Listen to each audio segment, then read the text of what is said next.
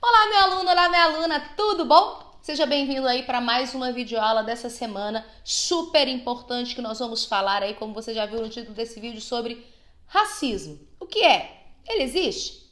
Gente, se vocês estão aí acompanhando o noticiário nacional, mundial, vocês estão vendo que estamos vivendo uma onda de protestos contra violências cometidas por pessoas de pele clara, por pessoas brancas, a pessoas de pele mais escura, pessoas negras, tudo bem?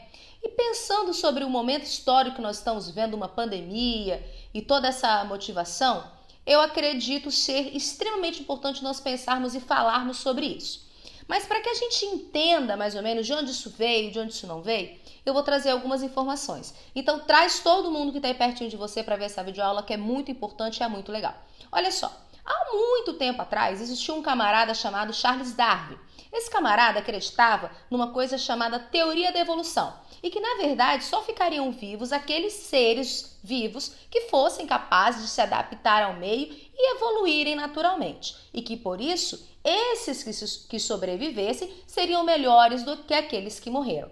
Qual que era o problema de Darwin? Tem muita coisa importante, mas qual que é o problema que a gente tem que analisar quando a gente pensa na sociedade, quando a gente pensa em ser humano? Que nós somos seres pensantes, racionais e sociais. Nós não somos simplesmente um processo evolutivo onde vence o melhor. Nós criamos para a nossa própria vida formas de melhorar a nossa existência, a nossa qualidade de vida. Vamos dar um exemplo aí? Antigamente existia carro? Não, e hoje existe, para facilitar a nossa vida. Antigamente existia roupa de frio? Não, mas hoje existe. Então isso é uma prova de que nós não podemos ser colocados, enquanto raça humana, nesse mesmo balaio aí que Charles Darwin dizia.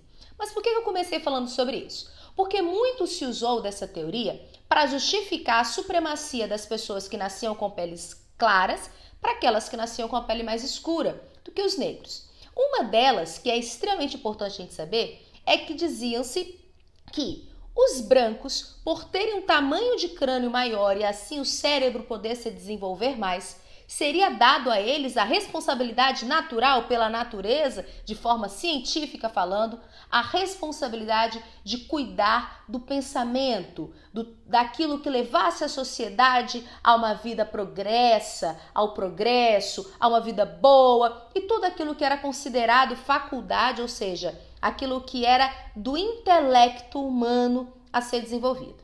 E já as pessoas que nasciam com pele mais escura, os negros, era observado então que eles eram geralmente mais fortes, mais parrudos, com músculos grandes e que por isso eles estariam aí sujeitos pela própria natureza à força e ao critério do trabalho, ao critério da resistência e da força bruta.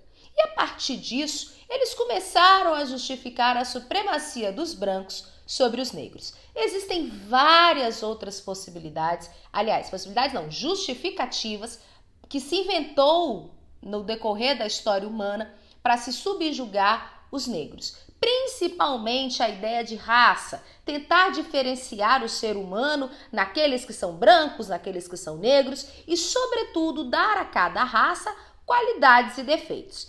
Mas qual que é o problema disso, gente? É quando nós esquecemos que além do viés biológico, nós temos o viés social, nós temos o viés emocional e nós vivemos além daquilo que é físico, propriamente dito, mas também no nosso desenvolvimento social e cultural. E a partir deste tipo de pensamento que vai ser justificada, por exemplo, o início do processo de escravização dos africanos aqui trazidos para a América no início ali das grandes navegações, que a gente já estudou ali no 7º ano e que quem não estudou ainda do 6º vai ver, 8º e 9º também já sabe. Mas por que eu tô falando disso agora? Porque são essas coisas que antes eram, vamos dizer assim, mais na prática, que pegavam-se os negros, colocavam dentro de cadeias, amarravam ali as suas mãos, vendiam eles como mercadorias, que vai gerar uma coisa que nós vivemos muito hoje e que é essa base de tantos protestos que nós estamos vendo aí na mídia afora, que é uma coisa chamada de racismo estrutural.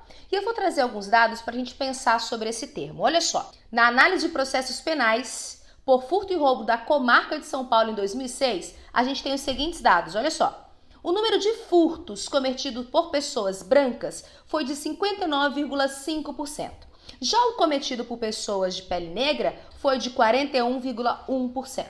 Já o roubo foi de 51,4% para pessoas brancas e de 48,3% para pessoas de pele negra. Gente, o que a gente tem aqui nesse gráfico? De acordo com essa fonte, quem está roubando, quem está praticando mais furto, são pessoas negras ou são pessoas brancas? Dado esses dados aqui, as pessoas brancas. Agora eu vou te fazer uma pergunta muito séria. Quando a gente vê aí falando normalmente, ou quando a gente fecha os nossos olhos, a gente pensa que são pessoas negras que cometem mais furtos ou que são pessoas brancas? Eu vou te fazer uma pergunta. Você andando no meio da rua, eu já fiz isso na nossa sala de aula. Quando você vê ali uma pessoa negra e uma pessoa branca vindo no escuro, qual que é o seu primeiro impulso? Eu tenho mais medo de quem? Se você puder responder que é da pessoa negra, a gente está falando de um exemplo de racismo estrutural, que é colocado dentro da gente de maneira inconsciente pela estrutura da nossa sociedade, de que os negros, por exemplo, são responsáveis pelo maior número de violência na sociedade. Isso não é verdade. E é isso que a gente tem que combater. E é por conta desse processo onde a gente pode responder muitas vezes que a gente tem mais medo de uma pessoa negra andando na rua do que de uma pessoa branca, é que nós temos ainda resquícios e muito forte o racismo na nossa sociedade, no meio da nossa vida. A gente tem que pensar também no seguinte, eu vou trazer outras duas óticas para a gente pensar.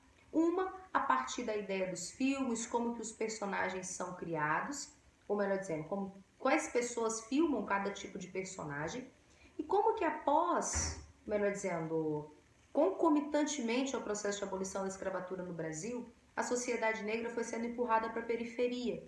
Porque mesmo que naquele momento ela tivesse deixado de ser escrava oficialmente, ela não teve uma política social que integrasse ela na sociedade, que fizesse com que aqueles negros que agora não eram mais oficialmente escravos, pudessem de fato desfrutar da cidadania, dos direitos básicos que os brancos podiam desfrutar. Isso vai levar a um problema, gente, que é historicamente, nós temos na periferia, nas favelas, uma maioria de população negra. E isso muitas vezes faz com que nós associemos a violência, o tráfico e tudo aquilo que é ruim a essa população. E aí eu vou associar isso à ideia do filme, por exemplo.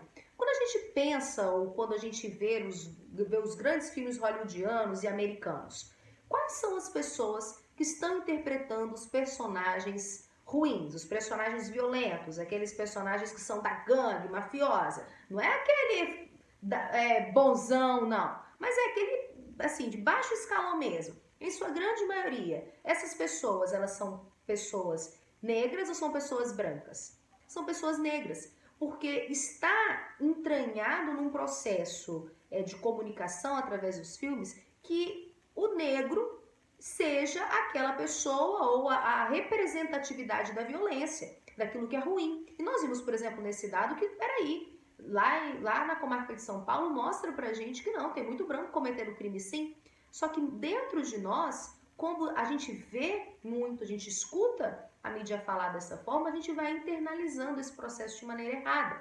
Agora, tem um filme muito bacana que vem exatamente contramão a tudo isso, que é o filme Pantera Negra, que eu queria que você assistisse aí na sua casa, que vai, na verdade, enaltecer tudo aquilo que é da cultura africana, que são dos negros, vai trazer pra gente um novo olhar sobre tudo aquilo que diz respeito aos negros. Por exemplo, a beleza negra. Por que muitas vezes a gente tem dificuldade em achar um cabelo crespo, um cabelo cacheado bonito? Hoje em dia ainda tem mais uns tratamentos aí, uns cremes que as pessoas usam e que aí o cabelo fica ajeitadinho assim, ajeitadinho assado. Mas por que a gente tem dificuldade em aceitar a beleza negra?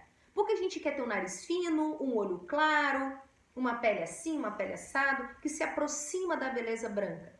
É porque a gente foi ensinado através dos desenhos, através dos filmes, das novelas e assim por diante, a relacionar, a entender que o branco é o bonito e que o negro fica ali fazendo quase que um coadjuvante nesses processos. Então, olha só, o filme Pantera Negra, ele ensina muito pra gente, eu quero que você veja, faça um resumo sobre ele, aquilo que você entendeu desse filme, aquilo que ele trouxe para você, pensando sobre essa ótica que a gente vê nessa videoaula de hoje. Então, queridos, o racismo, além de ser a prática da exclusão física, da exclusão de direitos de pessoas negras, ele também é quando nós internalizamos este processo do que aquilo que é negro é ruim, muitas vezes sem perceber, como o uso da palavra denegrir, por exemplo. Essa palavra tem um sentido muito pejorativo, que quer mostrar que aquilo ali que vem de deixar escuro, que tornar-se mais escuro, é uma coisa ruim. De onde que vem essa ideia de que aquilo que é mais branco, que é mais claro é melhor e aquilo que é mais escuro é ruim?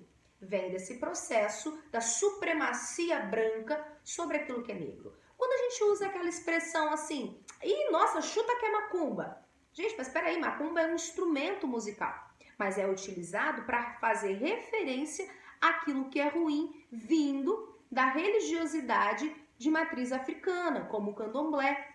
E isso a gente tem que prestar atenção para não cometer esses atos racistas ou de injúria racial.